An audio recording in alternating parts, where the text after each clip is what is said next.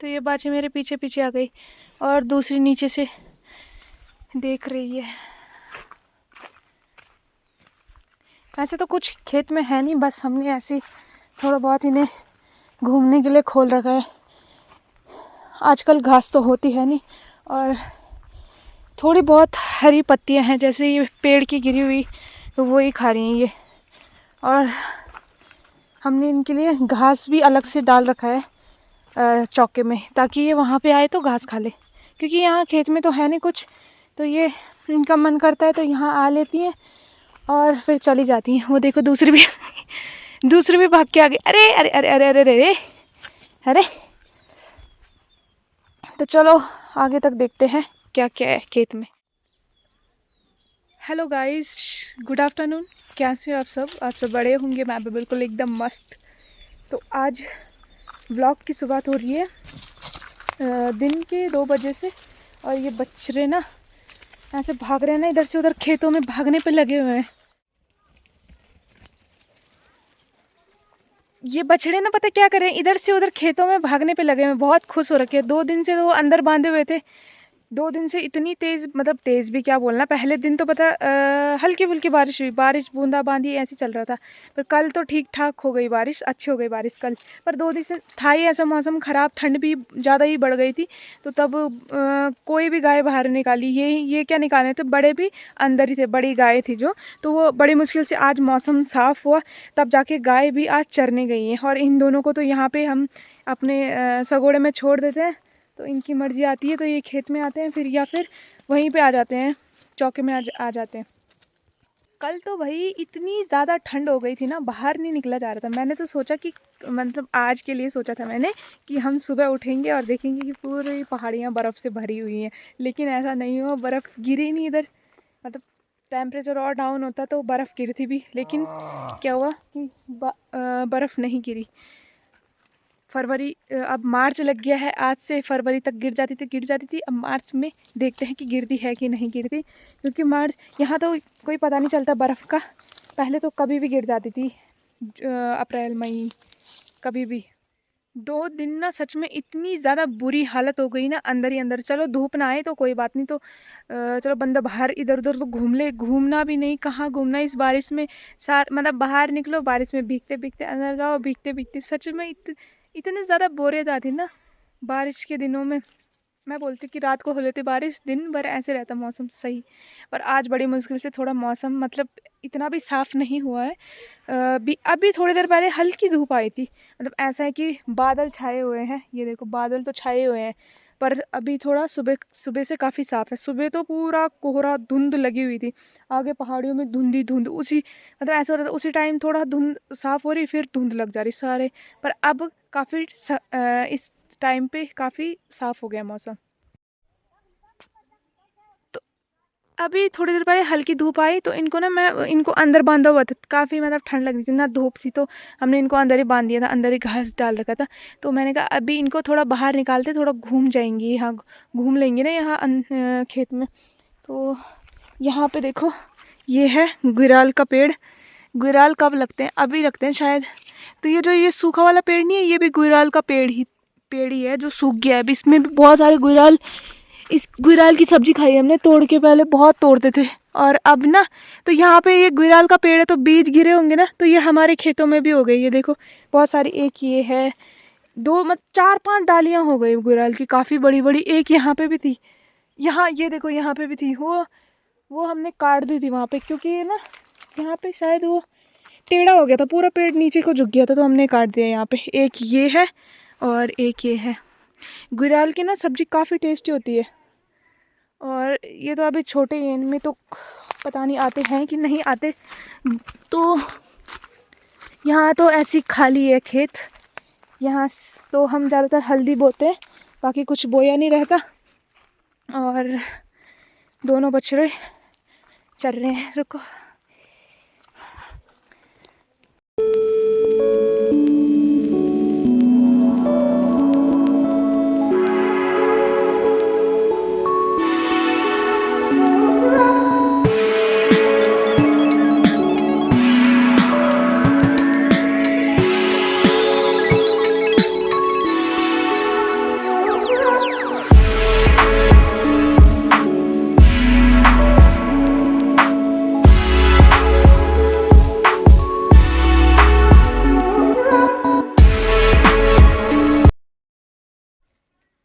अभी देखो धूप लग गई है हल्की सी, क्योंकि बादल लगे हुए हैं तो हल्की लग रही है और उसके बाद फिर बादल लग जा रहे हैं। और ये देखो यहाँ पे कितने मस्त हिसरे हो रखे हैं, इन पे आ रखे हैं देखो आजकल सफ़ेद फूल। तो ये इस प्रकार से होते हैं। और अभी ये जो हिसरे का फल है पूरी तरीके से तैयार नहीं हुआ है, ये देखिए अभी ये लाल हो रखा है, ये हरे होते हैं उसके बाद पकते हैं ये देखो। और इन पे मंडरा रहे हैं भंवरे, मधुमक्खियाँ, इनका ना फूल हो रखे हैं तो इनका रस वो पीते हैं वो। धीरे धीरे करके हमारे खेतों से पलकुंडे भी साफ हो रही हैं, मतलब हमने पलकुंडे निकाल दी। अब यहाँ पे ये एक पलकुंड बची हुई है और एक बची हुई है खड़िक के पेड़ में, और बाकी हमने सारी गायों को खिला दी।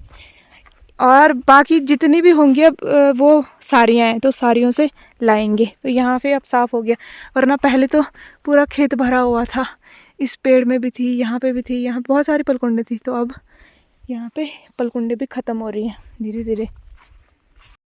और नींबू के पेड़ भी धीरे धीरे खाली होने लगे हैं। ये वाला तो काफ़ी खाली हो गया, क्योंकि आधे से ज़्यादा तो झड़ ही जाते हैं और कुछ तोड़ते रहते हैं। तो नींबू भी पूरी तरीके से पक गए हैं, ये देखो इतने मस्त नींबू रखे हैं। और दूसरे वाले पेड़ की बात करें तो इसमें भी ज़बरदस्त तरीके से नींबू लगे हुए हैं, देख लो पूरे पूरे पक गए हैं। मतलब ये देखो कितना डार्क हो गया ना, ये अभी इससे भी डार्क होंगे ये वाले नींबू। तो कितने ज़्यादा, जैसे ये है ना अभी तो इसका ये वाला है तो इसका अभी पीला पीला रंग है, और उसके बाद हो जाता है ये और भी डार्क। तो ये अभी डार्क हो रहा है धीरे धीरे, और भी डार्क हो गई है। तो ये देखो ऊपर तक डालियाँ ना पूरी भरी हुई है झकाझक।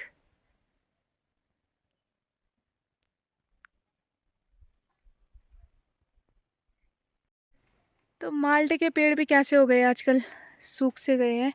और यहाँ पे है भीमल की लकड़ी, क्योंकि आजकल हम अपनी गायों को भीमल ही देते हैं, तो चारों तरफ ये भीमल की लकड़ी फैल रखी है।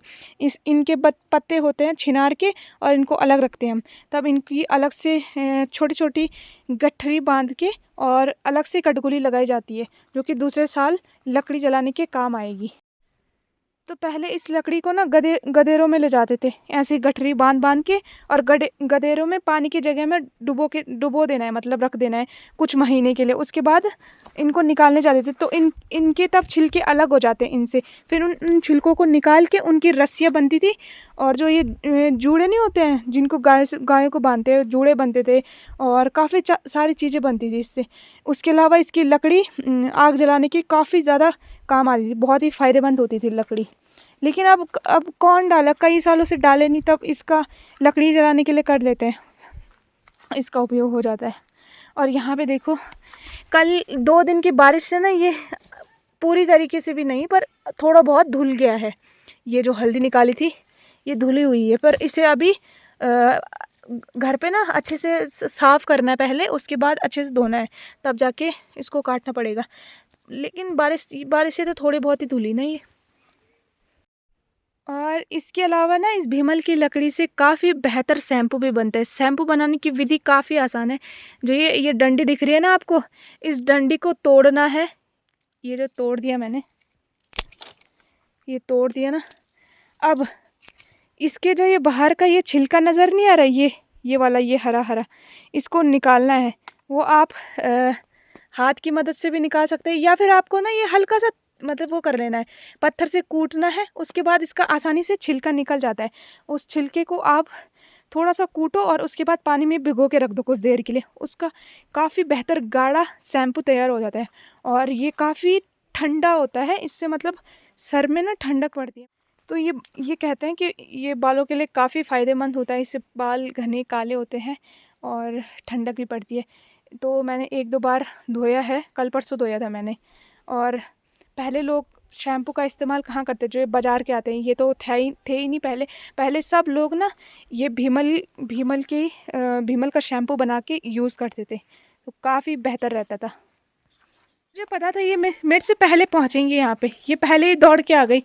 उन्हें पता चला कि मैं इधर आ रही हूँ, तो ये पहले ही आ गए दौड़ के। तो यहाँ पे भी हमने यहाँ पे इनके लिए घास डाला हुआ है, क्योंकि खेत में तो कुछ है नहीं, तो हम बस इनको थोड़ा बहुत चरने मतलब घूमने के लिए भेजते हैं। और उसके बाद जब वहाँ से ये आ जाती हैं तो यहाँ पे घास इनके लिए डाला रहता है, तो आराम से घास खाती रहती हैं। ये बढ़िया है इनके लिए।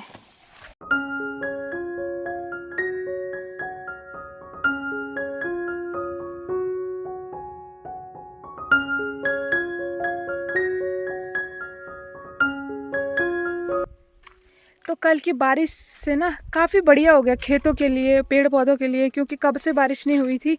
और कल परसों मतलब महीना हो गया होगा शायद कि जो दूसरे वाले धार है एरस खाल की, वहाँ पे लगी थी आग, पूरा जल गया था, सारा का सारा जल गया था वो पहाड़।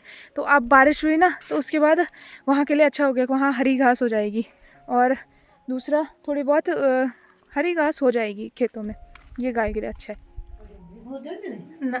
तो दोस्तों मेरी शाम की चाय भी हो गई है, 3 बजे हमने चाय भी पी ली। और आज हमने बनाए हैं मसालेदार चने, और साथ में है रोटी। दिखाते मैं आपको। सुबह हमने वो बनाए थे काले चने और आलू का साग चावल में, बहुत ही ज़्यादा टेस्टी हो रहा था। तो छोले बचे हुए थे, तो इस टाइम हमने वो मसाले वाले छोले बना लिए, मैंने नहीं मतलब मम्मी ने। तो ये देखो दोस्तों, ये हैं काले भुने हुए चने, जीरा मार के, हाँ जीरे के तड़का मार के, बहुत ही ज़्यादा टेस्टी हो रहा है सच में ये। और इसमें ना थोड़ा सा नींबू डाल दो तो और भी टेस्टी हो रहा है। और साथ में है मक्की का आटा, हमने बनाई है ये मक्की की रोटी। तो दोस्तों आज हमने ये मक्की की रोटी बनाई है, देखो चाय बनाई है साथ में, और सब्जी। ये लग रही है आपको मक्की की रोटी होगी? ये देखो आटा तो कितना पीला है। ये मक्के की रोटी नहीं है दोस्तों, गलत फहमी हो गई है, मक्की रोटी नहीं है। हमने ना चक्की में पहले हल्दी पीसी थी, और हल्दी के बाद तुरंत ही अपने गेहूं थे जो आए हुए वो पीस दिए, तो उसका कलर ना पूरे सफ़ेद, जो आटा होना था उसका पूरा पीला हो गया रंग। तो ये ऐसे हो गया कुछ। तो हल्दी ये देखो पौष्टिकता मिल रही है, ये अब दिख रहा है, ये अब उजाले में ना सही दिखाई दे रहा है। ये देखो पीला आटा हो रखा है, जिसको पीला कराना हो आटा कोई पहचान ही नहीं पाएगा कि ये आटा है। ये हर कोई बोल रहा है कि ये मक्की की रोटी बन रही है आज, और मक्की नहीं है ये।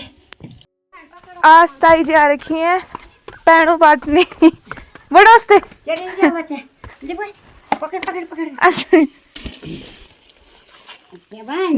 दीदी है ये ना। अच्छा चप्पल के लिए नहीं लो, चप्पल के लिए नहीं लो दा मत्ती उन्हें दिया ला मत्ती। हाँ अच्छा। तो दोस्तों अभी आई थी ताई जी लड्डू बांटने के लिए, उनकी बेटी आ रखी है, मतलब दीदी आ रखी है, तो लड्डू बांटने आई थी। तो जब भी कोई गांव में कोई आता है तो तब ऐसे ही बांटते हैं इनको, मतलब पैणे कहते हैं, पैणा मैंने तो एक लड्डू खा भी लिया, लड्डू काफ़ी टेस्टी थे। Hello guys, good afternoon, welcome to my new vlog. कैसे हो आप सब? आप सब बड़े होंगे, मैं भी बिल्कुल एकदम मस्त। तो आज मैं आपको आसमान दिखा रही हूँ। सबसे पहले आसमान का हाल देखो, पहले आज कितने सुंदर दिखाई दे रहे हैं ना बादल, तभी तो मैं दिखा रही हूँ। ये देखो। तो दोस्तों आज ना ऐसे मतलब तपन तो ना ठीक लग रही है, धूप की गर्मी हो रही है मतलब, पर ना क्या है बादल लगे हुए हैं। और हमने आज गेहूँ धोए थे, बहुत ज़्यादा गंदे आ रखे थे सच में। क्यों किस किस के इतने गंदे गेहूँ आते हैं कमेंट करके ज़रूर बताएं। हमें हर बार ना राशन ख़राब ही मिलती है, पता नहीं ऐसा क्यों होता है, पर छोड़ो। पर क्या बोलते हैं, कई बार ठीक मिल जाती है, और कई बार तो क्या बोले। वही आज हमने धोए थे, और मैं यहाँ पे आई थी बंदर भगाने। तो हाँ बंदर, तो मैं आपको ना एक चीज़ दिखाती हूँ। तो नीचे मैं आपको कुछ दिखाती हूँ, देखने लायक चीज़ है, ठीक है, देखने लायक चीज़ है, वो दिखाती हूँ मैं आपको। बता दो को किसे दिखा रही हूँ मैं? ताई जी चढ़ रखी हैं पेड़ में। मैंने कहा आपको दिखा देती हूँ मैं ताई जी कितने बड़े पेड़ में चढ़ रखी हैं। आपको ऐसे बोल रही है ताई जी तो चढ़ी है पेड़ में, दिखाती हूँ अभी। तो दोस्तों यहाँ दिखाती हूँ मैं आपको, यहाँ पे चढ़ रखी हैं ताई जी पेड़ में। ये देखो, पहले बीमल काटने के लिए पेड़ में चढ़ी हुई है ताई जी। अब तो भीमल काट लिया है, अब उतर रही है। इससे पहले ना उतने ऊपर तक चढ़ी हुई थी, जो ये कटे हुए दिख रहे हैं ना, यहाँ ऊपर तक चढ़ी हुई थी, पर अब नीचे उतरी है ताई जी।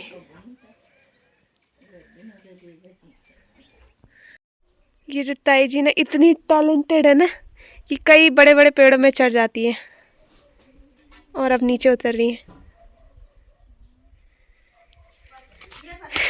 तो दोस्तों आज हमने गेहूं धो रखे हैं और सुखाने के लिए रख रखे। इससे पहले इतने सारे बंदर आ रखे थे ना, सच में बहुत सारे, तो वो मैंने बड़ी मुश्किल से भगाए, बड़ी मुश्किल से सुखाने के लिए रखे यहाँ पे। और जैसे ही मतलब हमने ये गेहूं धोए ना, उसके तुरंत बाद फिर बादल लग गए, देखो बादल ही बादल लग गए। पर इतने इतने भी सूख गए, वो भी गनीमत की बात है, क्योंकि इतने सारे बंदर आए ना तो वो सूखने नहीं देते, मतलब ना आधे से ज़्यादा वो ना गिरा देते हैं। खाने के लिए आ रहे थे। और आज का मौसम देखो, पहले बादल ही बादल लगे हुए आसमान में, चारों तरफ बादल। और दादी यहाँ से उस ताई जी को देख रही है कि कैसे भीमल काट रही है। अब तो उतर गई हूँ ना ताई भीमल काटने के लिए। तीन साल बड़ी बड़ी दादी बोल रही कि मेरी उम्र से 2-3 साल बड़ी हैं वो ताई जी। तो दोस्तों जो ये ताई जी पेड़ में चढ़ी हुई थी ना, इनकी उम्र 80 से ऊपर, 80 प्लस, और पेड़ में चढ़ी हुई थी। तब दिखा रही थी मैं कि ये ताई जी पेड़ में भी चढ़ जाती है।